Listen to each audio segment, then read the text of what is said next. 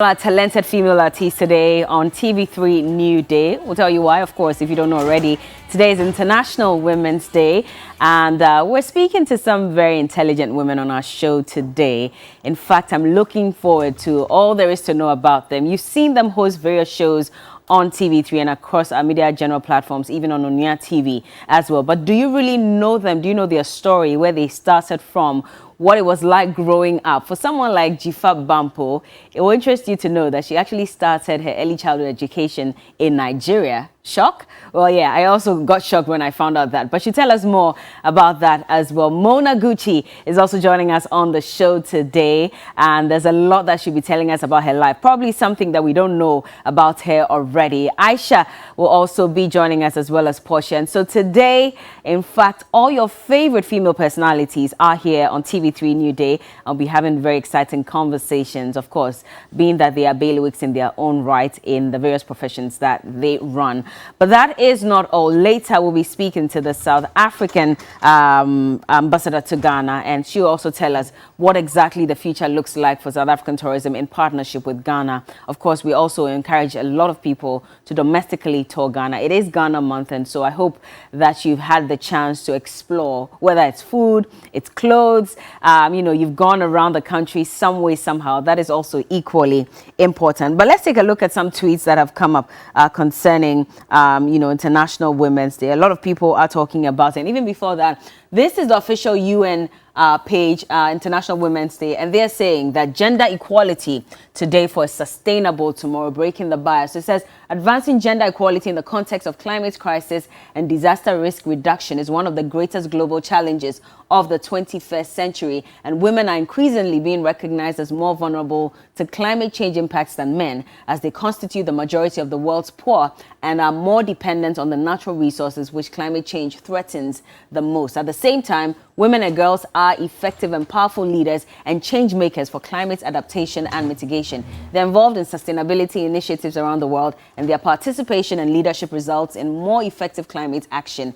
And so continuing to examine the opportunities as well as the constraints to empower women and girls to have a voice and be equal players in decision-making related to climate change and sustainability is essential for sustainable development and greater gender equality. Without equality today, a sustainable future and an equal future remains beyond our reach. This International Women's Day, let's claim gender equality today for a sustainable tomorrow. And so how are you also taking advantage of all the information that's available to ensure that you also, enjoy the benefits of being a woman in this world? That and more coming up. My guests are seated. We'll be heading into our conversation shortly. But let's go on Twitter and read some messages. So this one says, Happy International Women's Day to all women. Beyond the glamorizing and virtue signaling, it's a reminder that we should do more to make the world a better place for women. The Global South has still not made considerable progress in enhancing rights, living and working conditions for women, and think of every existential problem we have, and women are adversely affected by every single one of them: unemployment, poverty, disease, sex trafficking, child marriage, sexual abuse and molestation, environmental degradation, unequal pay, political representation. And that's also a major problem here in Ghana, because I remember that our sitting president did indicate before the 2016 election that they were going to ensure 30% of women in his government. We're not able to achieve that. And I remember when he spoke at the Women's Conference in Canada a few years ago, he did mention that women have not shown enough dynamism. Years down the line, well, questions are being asked about it. That is it about the fact that the men are not exactly leaving the door open to allow women to take up those positions? Or is it about the fact that women are indeed not showing dynamism? And this became a global conversation. It sparked a lot of controversy. We'll find out from our guests what they make of it moving forward. This is the second year of the second term of President Akufo-Addo. Has he done enough for women representation in governance and in all spheres of life? That and more right here on TV3Newday. So Aisha is seated, Jifa is here, Mona is here. We'll be heading straight to them. In fact, maybe I should join them at this point so we can have the conversation. Good morning. Happy International Women's Day. Happy International Good to see you. How are you? I'm well, you were globetrotting. Was I? Yes, you were. Good to have you back. You look well. Thank you. Thank you so much. Everything good with you? Yes, yes. So Aisha runs News 360 here on TV3Newday, and I'm sure every evening you see her doing what she does best. She's not the only one joining us this morning, Jifa Bampo. And like I said, I was shocked to find out that she started her education somewhere in Nigeria, but also came to Achimota Secondary School. And so we are chorus. So good to have you, Jifa. How are you? Thank you. Nice happy to International meet you Women's today, Day. and happy International Women's Day. Absolutely. And Mona Gucci. I mean, who doesn't love Mona? She's here as well. Good morning. Good morning, brother. Everything okay? Yes. I'm sorry we spoiled your sleep. No, I'm sure you usually don't wake up this early. I know. Oh, it's fine. It's fine. Yeah. But for you, first of all, I mean, this is a special day for women. How are you feeling? I feel really good because personally I've come a long way. So many things, you know, growing up, so many challenges and all that, especially in my field of work. But I'm happy that the world gets to know that women are really impacting the world, and then they're celebrating us. And I think it's a good thing, and I'm happy. You're happy about it. You talked about growing up. What was it like? My parents were so strict. My dad was a soldier, so we were scrutinized in everything. And when I mean scrutinized, I'm trying to say that you're going to school and then you have a pen, and my dad can write the pen number, you know, the big pen. He will write the numbers down, and then you're going to use the pen till the ink finish. You're kidding me? Yes. He writes the number down? Yes. So if you bring any other pen home, you're in trouble. And every day he'll check if you brought the right pen back home? Yes. What did that teach you? That must have been a lesson from that. Yes, I'm sure he was just trying to let us be content with whatever we have, because then times there are kids that come to school with unique pens and pencils and all that, and then he gives you what he's got, so you need to be content with it. You can't go and then collect someone else's pen and bring it home. That you'll be in trouble. And then it's like 24 lashes. Huh? Yes. With what, cane, belt? Cane. 24 lashes? Yes. For losing your pen? For losing your pen, for doing anything wrong. 24 lashes? Yes. So if you do something wrong every night? 24, keep multiplying it. Oh, how? That's extreme. So you are scared to take those lashes, so you got to do the right thing. So I was always doing the right thing. Well, okay, I don't know if Jife's story is similar. 24 lashes, I don't think I would have survived till this point, honestly, because I'll probably do something wrong every day. I was quite stubborn when it came to growing up. What about you, Jifa? Tell me your story.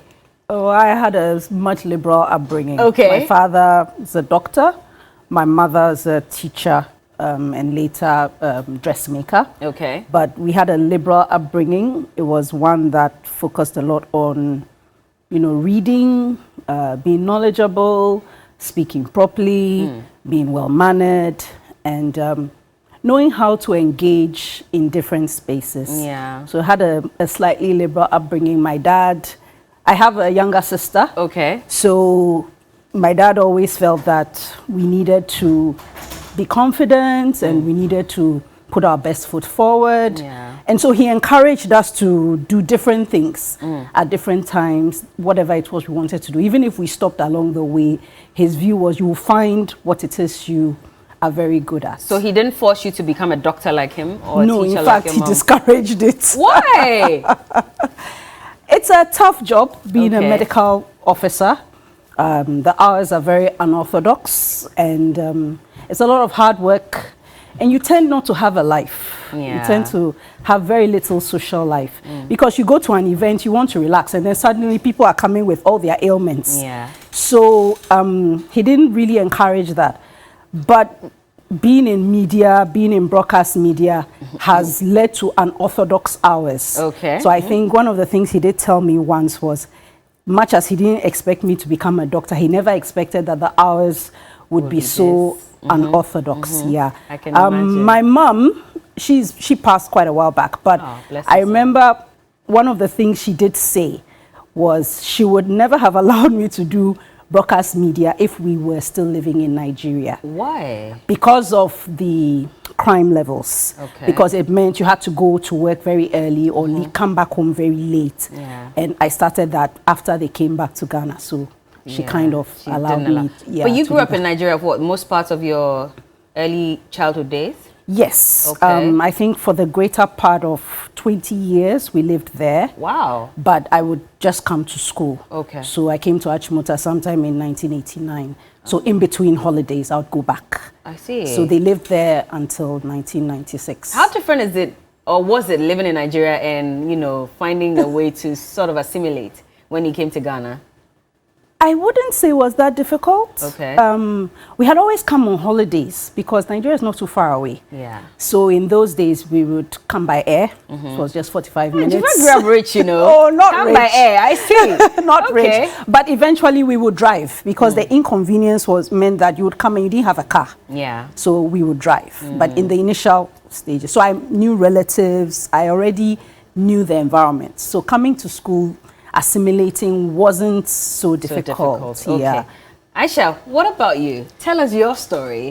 Growing up, like 24 lashes, 30 lashes, 50? Oh, no. Or just one? So my story is that I grew up without the presence of a father. My dad died before I was born. I'm so sorry. So I grew up with my grandmother, and she would not allow anybody touch me. Oh, I get it. Yes. I get that, exactly. Yeah, but typical, Zongo community. I was born in Nima till I was, I grew up there till I was 10, and then we moved to Adenta. Yes, but my education was taken very seriously. Okay. From the kindergarten, as well as even the Islamic education as well. So I had to be doing both. Yes. Okay. Very early I realized that, I like to listen to the news, like to read a lot of newspapers, just involve my sister's cousins around felt, what would you do with this? With because at the time, you'd see that people that we lived with were getting married, typical Zongo community, having babies. Even in Adenta as well? Yes. Okay. So it wasn't too harsh. I had the opportunity to do what I wanted to do. Okay. I first took up acting, and I know.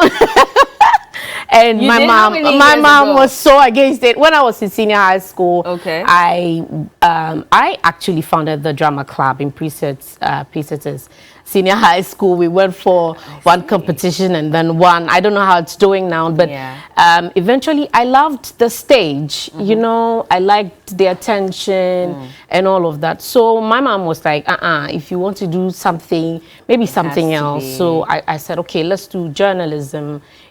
That's where I thought, okay, if my voice is not heard here, maybe it will be impactful somewhere else. And we'll talk about media and, how that has gone for you. But going back to your story, you said you grew up in Nima till you were age 10. Yes. What was it like? Because for a lot of people, the perception, of course, about the Zongo communities is that it's either you're barely getting any proper education, the crime rate is quite high there. And so for a little girl growing up there, you're not sure what their future would look like. For you growing up in that community, what was it like even before you moved to Adenta? So, like I said before, my grandmother was very, very particular about education. There was a lot of crime. Right behind my house, there's a place where a lot of guys go there and then smoke weed and, all of those things. I remember passing there once, someone just called me. They had like a sort of weed in their hands. They hid me somewhere. I have this. You can see that. With the weed? With the weed. And then I went back home crying and all of that. So it's your typical setting where there's crime here and there. There's some cousins that got themselves involved in that. And that was the reason why my grandma thought it was time to move. To move. Oh, I see. It was time to move us so that we become something better in society. You don't think that if you had stayed there till now, you'd have been who you are today?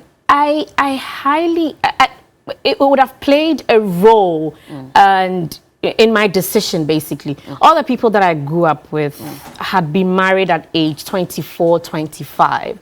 There was a lot of pressure even when I go back to that community. When are you settling down? When are you getting married?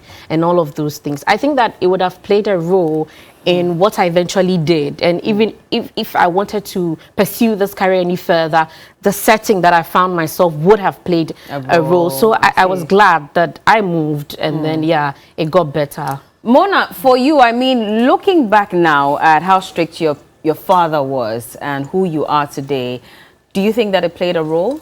Yes, it really did. Because, growing up in the barracks, our parents are usually not with us. Especially your dad. Your dad can be, sent away on a peacekeeping mission and he's going to be there for like a year or two. And then you're left with your mom alone. So sometimes he tries to induce that kind of strictness in us so that even in his absence, we will be able to comply with my mom. My mom, was quick to, beat you. because she doesn't have the energy to talk and all that. Yeah. But my dad, you should do the worst before. Okay. So I grew up being daddy's girl, and my brother too was like mommy's boy. Okay. So that's the whole thing. That's basically how it yeah. was. So I think even in his absence, we try to do the right thing, because you are scared that even in 2 years' time when he comes, and mom be like, oh, she did this, she did that, then you have to start calculating 24, 24, 24. So you have an idea. And he would actually give you the lashes according Well, to... usually he won't though, but you know, we are scared. Yeah. Yes, we are scared. So. But I mean, teenage years and, you know, growing up, what was that like for you as well? Growing up, like I said, like my parents were strict, but I was a little bit stubborn. A little bit or a little very? bit. I just feel that the kind of brand that I have today, people just think that, oh, Mona is some kind of way, but that is how I am growing up. I love things to be done right. I love to confront an issue so we get over and done with it. I don't want you to see the truth and then you want to twist it. There's going to be a problem. Okay. And people think, okay, because she's a media personality, she's trying to create a brand for herself. But no, that's me, that's my persona. So people who really know Mona, they'll be like, Mona, go straight to the point. Mona, like stop twisting. That was how I was brought up. Okay. So when you take something and then that be like, oh, who took this? Oh, daddy, is me. Okay. Do not let him waste his time to investigate and then fish you out. You'll be in trouble. So I grew up, you know, first of all, I am always content with what I have. Okay. Because if daddy gets this for you or mom gets this for you, you need to use it until they change it for you. You can't go to school and bring someone else's thing to the house. There's going to be a problem. So I grew up liking everything that I have that is mine. I am not interested in someone else's stuff. Yeah. So I think my parents being strict on me, and I liked boyfriend, girlfriend too. You know, like when I go to school, you know, and you know the cutest guy in class, you know, that kind of, you know, feeling, peer pressure kind of thing, though. Yeah. Yeah. So I think, and then what happens is that because I have a brother, you know, we do the plan, and then you know the guy comes to the house, and then you know tell my mom, oh, I'm looking for Joe, I'm looking for Jeff. You know, but it's me actually. Huh? He's looking for me actually. That was your pseudonym for yes. Whatever you were doing out there. You were called Joe or Jeff. So, you know, so my mom will just call Joe or Jeff and say, oh, someone is looking for you. And then they will also come out, you know, courageously and be like, oh, my friend, what's up? Oh, make we talk outside. You know, your mom knew you were called Joe? Not that. The boy is actually looking for me, but how dare you come to my house and say you're looking for me? So you have to look for my brother. Then my brother, I get it now. Okay. So my brother would, you know, now come talk to you outside and then come inside and be like, oh, he's here. So go out quickly and then go do your stuff. And go talk to him and all that. That's the interesting thing. And maybe I can bring Jifa and Aisha in, because usually you think that when you have very strict parents, the children will grow up very timid, you know, won't want to explore. But in actual fact, in many cases, you realize that the exact opposites. They rather want to explore so much because for a long time, they felt intimidated, they felt suppressed. And so once they get into the world, it's like everything is new to them and they want to try that out. I don't know what you make of it, Jifa.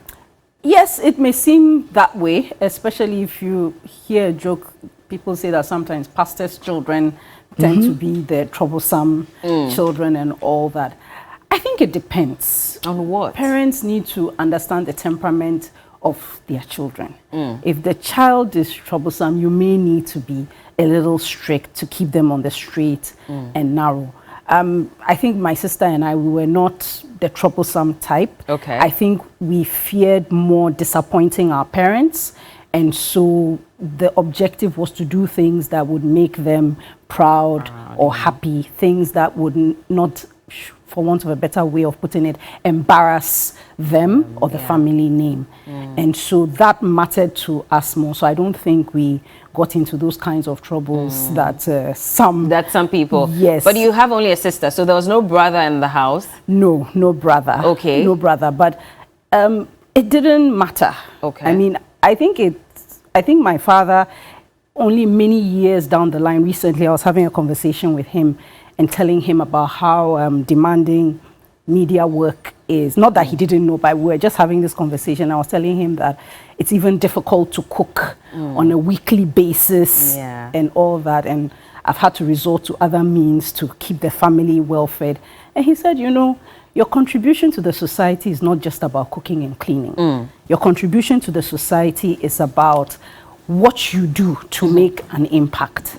And I said, why didn't you say this many years ago? Yeah. Not because I didn't think he wasn't open-minded or something, but it gave me more confidence that, look, you don't have to do things in the stereotypical and traditional manner in an effort to get ahead. So upbringing determines a lot. I lived with an aunt. In fact, coincidentally, today is her birthday, Philippine Kondo. And in fact, it's the reason why I never forget International Women's Day. And she was very strict in terms of housekeeping. So in terms of how to maintain a home, she had little children while I was living with her, so how to look after these children. We used to joke in the family that was child labor. But it helped me along the way because I didn't expect my mom to pass so early. And so it meant that at a certain level, I could be independent and continue to do things on my own. So the upbringing differs, you know, depending on the temperament of the child. And not the gender of the child. And not the gender of the child. Because there are some girls who are very troublesome and some boys who are very calm and the other way around. And I don't know if us parents make an effort to know the child's temperament. I think sometimes we feel it's a one-size-fits-all kind of upbringing. But it's not necessarily the case. Aisha, for you, growing up without your father, did that affect you in any way? I would say that because my mom, even though my grandma allowed me to get away with whatever it is I did, my mom is very strict. So living with my grandma, there were so many things I didn't know. Know how to cook, how to clean properly. Oh, so she didn't make you do any of those things? No. You were very well pampered. Oh, my goodness. So my mom at a point was like, you know what, let me just have her for a few months. You know, so she had me over. At the time, she was also married with kids as well. So is that why she passed you on to your grandma? Because yes, she had her own exactly. So I was living with her. There are so many things you can't do when you're with my mom, right? Like what? So if I can't have friends over, exactly. So if someone comes to look for me, there was one time one boy from school came to look for me, and all hell broke loose because she was on the roadside. She was saying, "That's my child. She's not old enough," and she was going crazy. How young were you then? I think I was 15 at the time, and I thought it was uncalled for because I wasn't troublesome. I wouldn't, and I was really laid back. I didn't go where I'm not wanted. I just do the things that I think that I need to do. And so I thought that a little trust. And I think that that's what a lot of parents are lacking, trusting their words with some things, because you've instilled in me a lot of things. Right? How to take care of yourself when it comes to a boy. What the religion says about being close to a boy you are not married to alone. You know, maybe in your case they did, yeah. But in certain homes, they don't even want to talk about that. They don't talk about sex with the children. I mean, it's like an abomination for you to raise that conversation. And so it makes it very difficult for the kids. So we didn't even talk about sex in during my time till I was moving to the university. Is it? That's when she mentioned sex. And she was like, you know, the way you and I are built, if you even drink water, you get pregnant. That's what your mom told you? That's what she said. When you were in the university. If you even drink water, you get pregnant. So you have to watch out. So I had that in mind. I have a friend who still, till this day, remembers touching me, and I'm like, don't touch me, I don't want to get pregnant. You know, because we didn't have like a whole conversation about it. It was just like, you know what, don't do this, it's bad for you. Just go and, you know, focus on the education. And then when you're out, then you find a man. But that's the thing, because for a lot of kids, they learn all these things in school, maybe, or out there, because they're exposed to the media, to movies and all of that. And so they get to hear about it and sometimes come home and tell their parents things, and their parents are shocked. Even menstruation. Nowadays, of course, the parents do talk to their wards. Nobody showed me how to use a pad. You know, at the time, I think Always Ultra visited schools and showed us how to use, and that's how you learned? That's how I learned. So when I started, nobody even knew about it. I was just going by my business. And at the time, you know, during Ramadan, if you are menstruation, you cannot fast. Yeah. If you're menstruating, there's no way you can fast. Yeah. In my house, however, the kids around, we were always competing with each other. Everybody wanted to do the whole 30 days, you know. So at age 13, I was going to school. I realized that I had my menstruation. I wanted to do the 30 days. I didn't want anybody to find out about it. So I was doing the fasting and then still, you know, menstruating. You didn't collapse along.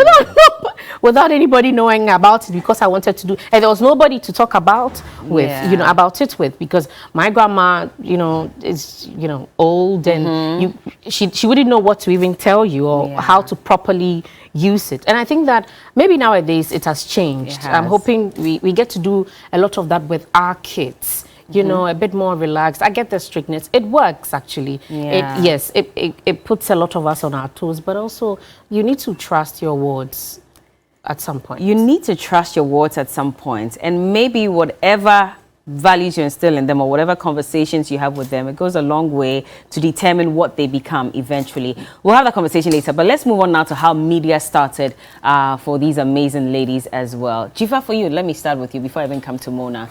How did media come your way? I always say by accident. By accident. I'm sure you may have heard other interviews where people have asked me, and it's the truth, by accident.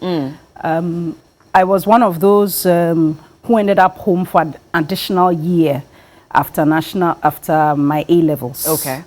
And that was because there had been a UTAG strike sometime in 1992, had lasted over a year. So there was a whole backlog. They couldn't admit to the university. So after my A-levels, I did national service for 1 year, and then I was going to be at home another year. And I kept asking myself, what was I going to do? Normally, the view would be just stay at home and relax until it's time to go to school. But just as the national service was ending, I started job hunting. I know it sounds odd, an 18-year-old job hunting. Job hunting, Yeah, I was looking for any work, receptionist. You didn't have any. What did you study for your A-levels, by the way? Economics, English, and history. So what did you have in mind to want to do? I just wanted to work in an office, something to just make money until it was time to go to school. I see. Okay. So just as I kept looking for work, then an advert showed up on TV looking for presenters, newsreaders, and I think DJs. Yeah.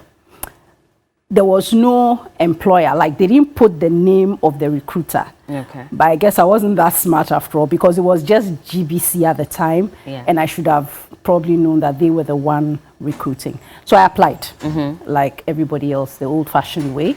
They called me for an interview. In fact, they said they wanted degree people. Yeah. But I didn't think I had anything to lose, so I applied with my A-levels.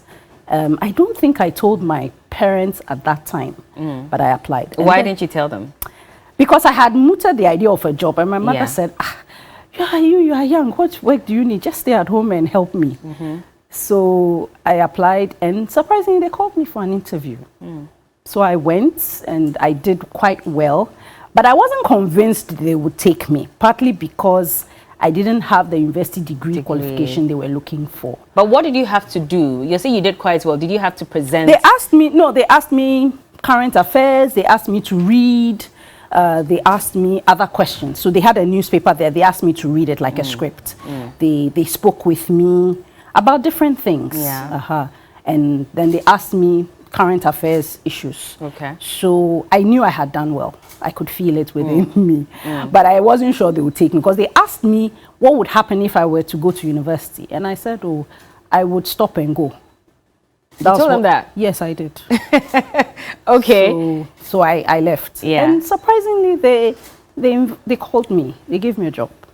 They just gave you a job like that. So what did you start with? I was a production assistant. Oh, I see. How long did you have to do that before going on air officially? So I think I did that for close to 6 months. So you're a production assistant, yes, but then they take you through a training process. Okay. So I got in coincidentally this March of 1997. So for 1 month, we observed how the station ran. That was GAR at the time. Yeah. So of course, they had all these big names. Godwin Avenogbo, who I still keep a friendship with.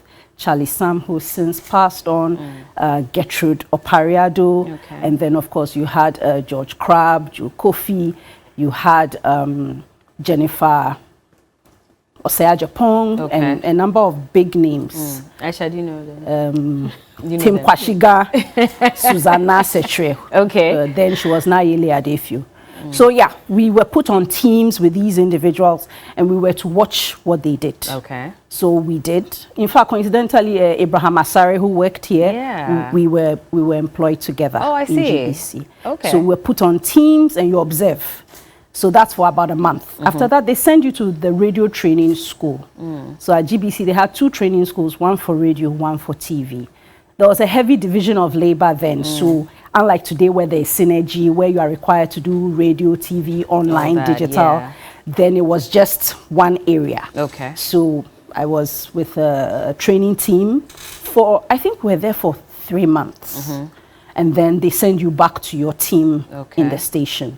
And then your team will gradually take you through. So in those days, you do programs at night. So that the mistakes you make won't be evident to everyone.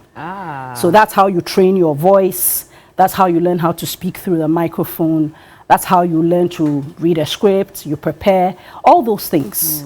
So by the time I had to actually go on air in daytime, I think that was like 4 months later, sometime in July. So I joined in March. And then by July, I was live. You were sort of a pro by then because you're no, so you're doing smaller programs. So they give you a 30-minute music show to do. They don't just give you a big show. Okay. Yes, so you were doing your night items. If you do well, then they give you a small day show, and then you grow it from there. And that's how I started. At that point, had you made up your mind that this is what I want to do? No. I enjoyed it. I enjoyed it because it was different. It was fun. There was something new every day. I mean, they paid us well then. How much was well then? I want to know. We were being paid 250,000 old CDs in those days, but it was a lot of money. I must tell you, Bella. Is what? So today is now 25 CDs, but it was, but 250,000 was like plenty money. When you say plenty, let's compare to now. So how much now would you say? Maybe like what, 1,000 CDs, 2,000 CDs? Maybe the 2005 for somebody who is just out of school. Okay. Like you have not even gone to university. Yeah. And really, maybe your parents are catering for you. So I saved up all that money. When it was time to go to the university. I used it to shop. That's and how you, okay. Yeah. Oh, you used it to shop, not to even pay your school fees? No. Life is good. You see, I keep telling you, life was good for Jifa. How about you, Mona? Because I know you lived outside Ghana for a while. Yeah. At what point did that come in? And of course, you have a law degree. Yeah. So how did all this come in? And then how did you also divert into media as well? Okay, so one thing people don't know about me is that I started the media in Ghana when I was a child. Okay. Yes, you know, my dad was in the army and then he was stationed at GBC. Okay. So one time I was there with him and then I loved how the kids were, you know, always coming there. And I think my dad introduced me to Fatima Kwenu. Curious Minds. And Kingsley Obenchre. Yes. So I think they auditioned me and then Fatima was astonished. She was like, do you do radio? Like you're just a child and then, you know, and I said, no, but I've loved to do this. So back in school, I can sit down and then be reading my book like I'm reading news in class and all that. So I joined the Curious Minds. I was there with Amanda GC. Okay. Yes. So I think I got much more confidence there because they will groom you and you grow up doing the media and you are fearless. Yeah. And I loved acting as well. So I joined United Artists Agency and Pakwesi Akom, then he was the entertainment boss here at TV3. He had this agency, United Artists Agency, and I went to join. And I featured in quite some movies as well because I think I'm versatile. Yes. So yeah. Yes. So then after senior high school, I was in Laboni Senior High School. So right from there, then I went to GIJ. I did effective communications, yes, and TV and radio presentation. So after that, I came back to GBC. I was still working, and then I think I did a few things. I worked with Hot FM. I worked with Great FM. And I think, yes, and my dad called, I think my dad had retired from the army, so he relocated to the United States, and then he said we should all come back to the United States. But my love for media back in the States, even with my job that I do, like my 7 to 3 job, when I close, I'll go to New Vision Radio. I have a show there. And then on weekends, I go to Jinyami TV. I see. Because my love was so much into the media. Now, here's what happened. I came to Ghana on vacation. So I think my purpose for coming was my birthday. So I just wanted to come do some few donations and then, you know, go back. And then the COVID came in. Oh. Yes. So. Oh, so you came back to Ghana in 2020? No, I was back and forth before I came finally. I mean, when you finally relocated. Okay. Yes. Okay. So the COVID set in, and then I was waiting for the borders to just open so I can go back and then, you know, go back to my job. So I was home. I'm really close friends with Kojo Safo, Kantanka's son. Yeah. So he called me and he said, Mona, since you are bored at home, why don't you come to my TV? And then I have a TV station. We've been friends for a long time. Like, we've known each other since back in the States. So he said I should just come to the station. And then, so I felt, let me just, you know, and then give it a try. I just, you know, came back into the media again. And now the love for it is so much that nothing is going to let me change my mind at this moment. Was your father not upset that you only came here temporarily and all of a sudden? He is still upset. Oh, he's still upset? Yes. So now this is what happens. Whenever, like, I call him and I tell him, okay, I'm broke, can you send me some money and all that, he was like, young lady, can you just get off my phone? And come back to work? You know? So I think he wants the best for me. Everybody thinks that living abroad, there's milk and honey there.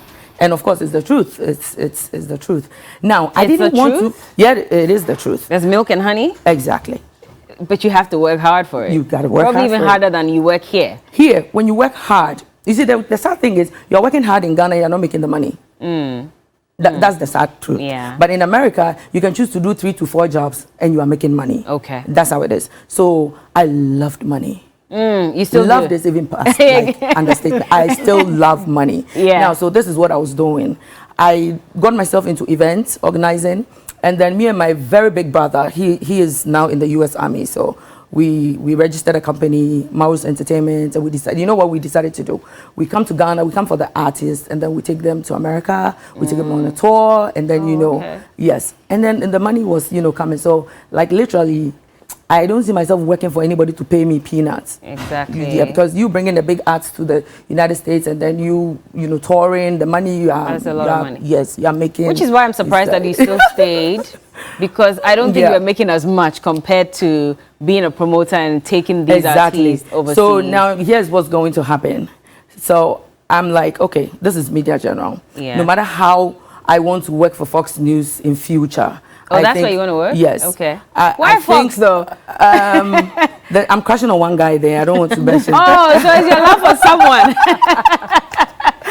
So, okay. I mean, you know, when, you know, they need to go through your archive or maybe your resume, and then they'll be like, oh, Media General, you know, it adds a little, I mean, more, you know, this thing to your resume. So I'm like, okay, so I'm going to work for Media General for, let's say, hey, don't mention it. Auntie B is watching. Auntie B Infinity. That's what I'm trying to say. Okay. Yeah, so I'm still going to be doing the event and all that because I love the money, the way the money flows and all that. And I think it's because some of us grew up not depending on a man to take care of us and all that. Like I said, I was so grown before I even broke my virginity. How dare you?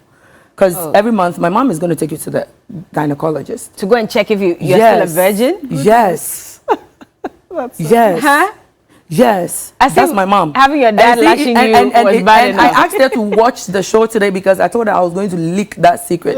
You know what she did? Your mom took you to the gynae every month? Every month. To check if your virginity was intact? My mom didn't care. Someone told my mom one time, you know, back then, they've been doing some carnival at Osu. You know, the street was always packed with kids and all that. And you can't go out.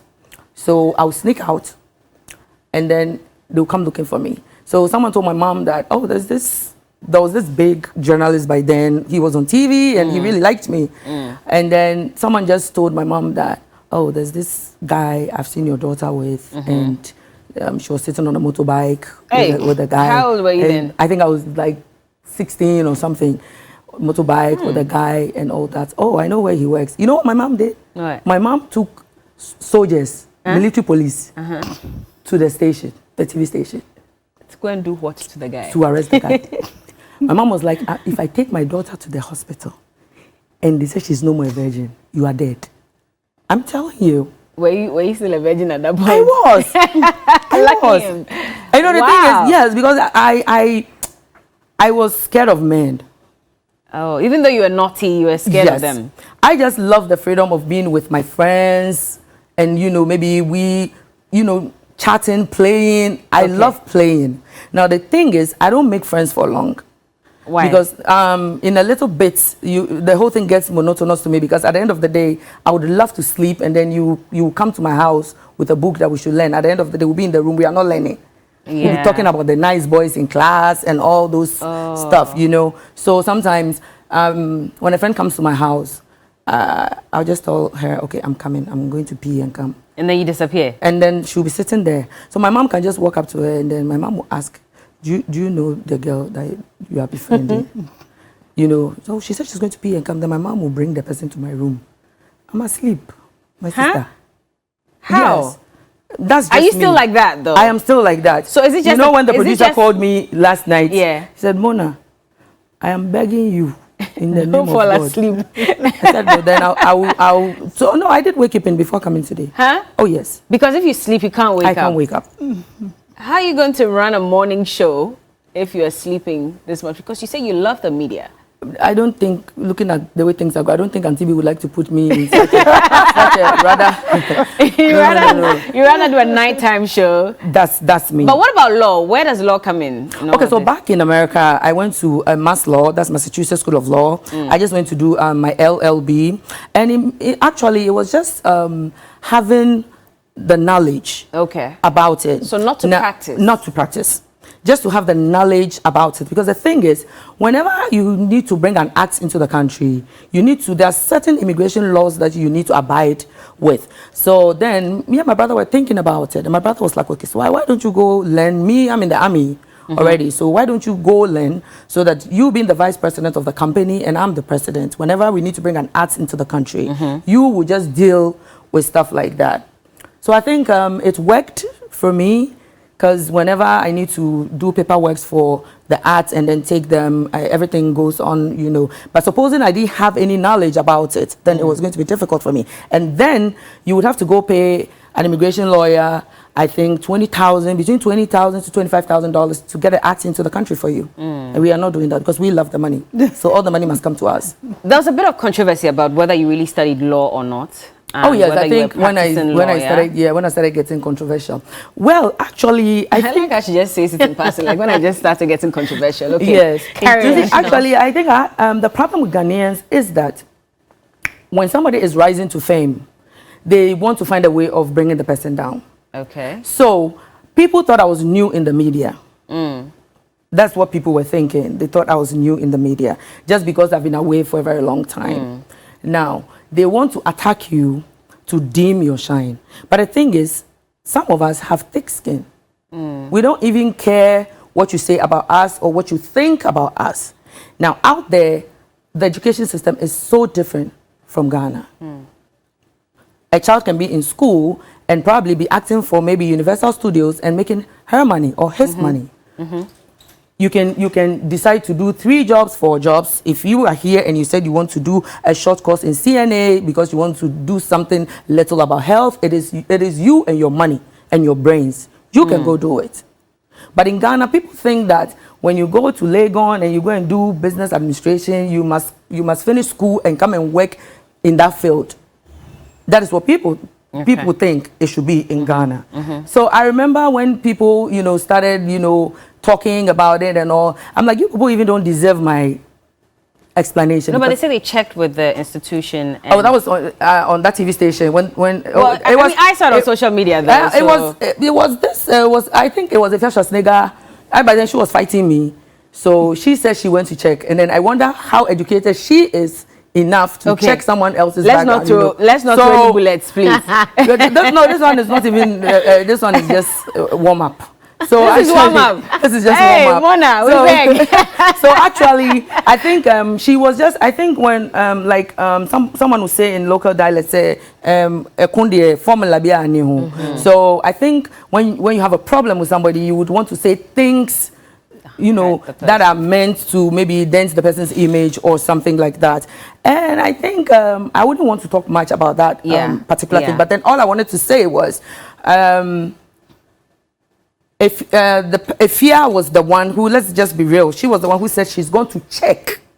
Okay. Do you get it? And I think because she's got the voice, she's very influential on social media. She had everybody thinking same. But then I think that social media is not the law court for me to come explain myself to anybody. You do have the degree, and that's what matters. That's just what matters. I'll come back to challenges that women face in the media, and if it's because they're women, because you don't see the men facing that same kind, you know, of challenge and bias. But let's go to Aisha so she can tell us, because you started reading newspapers when you were young, and now you're actually reading the news at Media General. Yes, that's a massive thing. Well, I would say I was really intentional about it.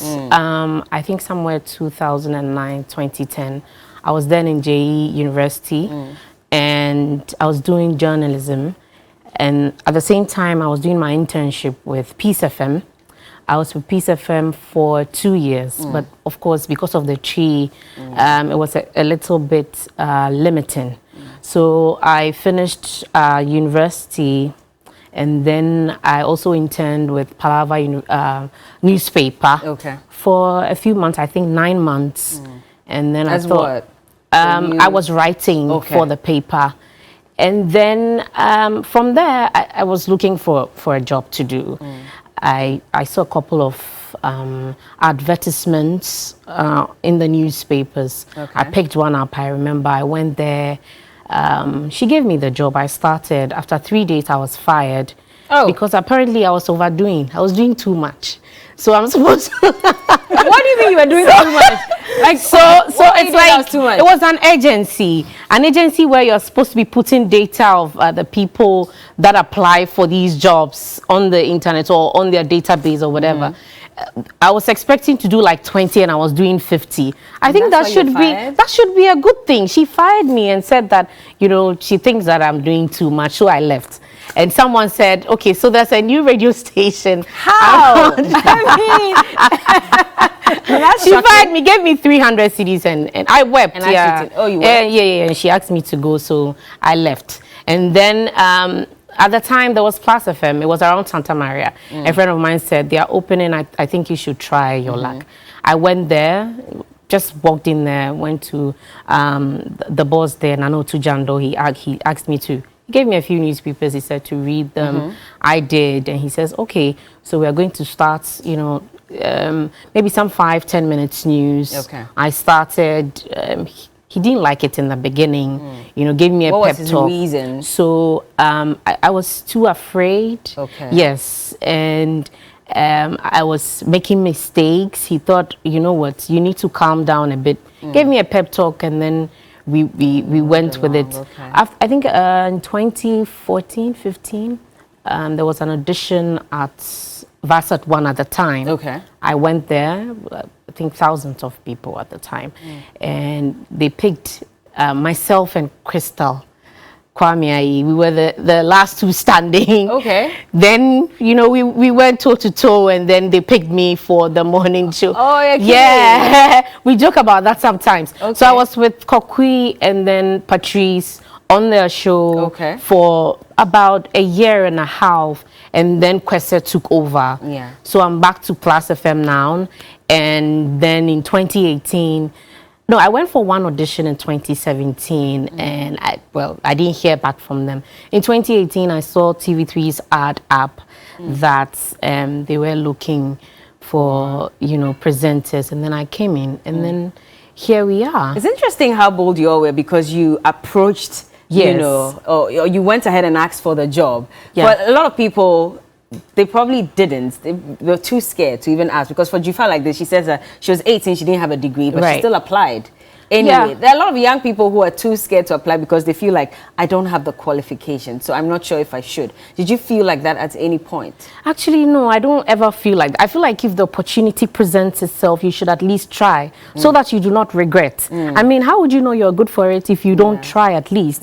You know, so I just woke up one morning, picked up my resume and just walked in there. I didn't have a degree at the time. I also just had a diploma from JE University. It was after a couple of years I went to GIJ to, you know, get my degree.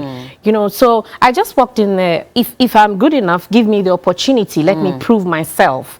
If I'm not, then you give me 300 CDs and let me go. Just like that. Basically. 300 CDs. No, but you know it was God probably working through the Yes. If looking back longer, you would not be here. Looking back, yes, I did say so. But I was super hurt. I came back to my grandma and I'm like, look, they let me go. They let me go. For overworking, this I overdid. They say you're doing too much. At least that's a good reason. I didn't get a job because I was deemed too tiny. Is it? Yes. You are too tiny? Yes. Wow. Actually, as you see me today, this is not how I looked probably, some 15 years ago. You were smaller? Oh, yes. I was a bag of bones. And you didn't get a job because of that? Yeah, because the person felt that, oh, you don't look like somebody who would be strong enough to do. What job were you looking for? I was looking for a job at Joy FM. Oh, so your first time trying, you were rejected? Yes, actually. Wow. Wait, hold on with this. We'll come back and talk about it. I mean, it's kind of annoying when you walk out and everybody says small girl. And you're like, what makes you think I'm a small girl? Oh, it's so annoying. But we'll come back. I'm talking to Mona Gucci, Fagbe Hobampo, and Aisha. And we're talking about, you know, how they've grown their careers up until this point, the challenges they faced, of course, the successes as well, and all the things in between. We're breaking the bias. How are they doing that, and how do they intend to do that moving forward? This is TV3 New Day, a special International Women's Day edition. We'll be right back.